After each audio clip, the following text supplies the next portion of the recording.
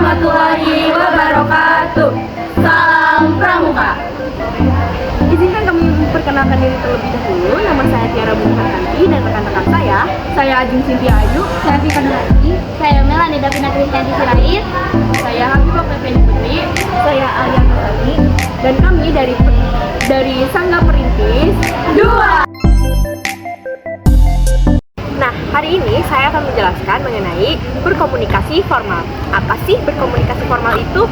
Nah, untuk berkomunikasi formal adalah proses berbagi informasi secara efektif dan profesional dalam situasi seperti bisnis, presentasi, wawancara kerja, atau upacara resmi. Nah, berkomunikasi formal itu ada tekniknya juga. Salah satunya itu bahasa yang tepat, menggunakan bahasa Indonesia yang baik. Yang kedua, tone dan nada. Nah, berbicara dengan nada yang tenang dan profesional. Lalu yang ketiga, berdiri atau duduk dengan postur yang tegak. Kontak mata, menatap lawan bicara yang sedang dituju.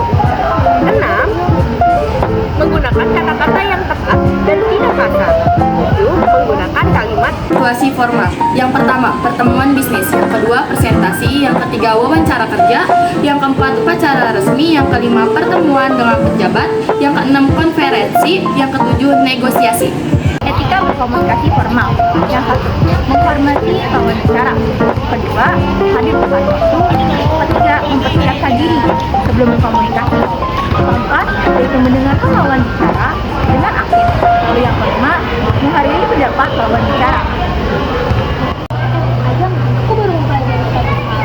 Kan kita tuh belajar tentang komunikasi formal kan? Ternyata komunikasi itu sih bicara dengan bahasa formal kan?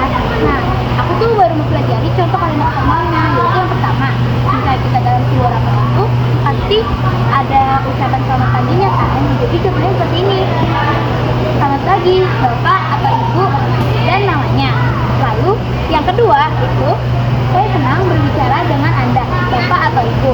Lalu yang ketiga, saat kita sedang merapat juga, pasti ada ucapan formal yang memang mengucapkan terima kasih seperti terima kasih atas kesempatan Anda. Nah, seperti itu Jeng. Jadi kita kalau berkomunikasi secara formal, kita harus belajar komunikasi.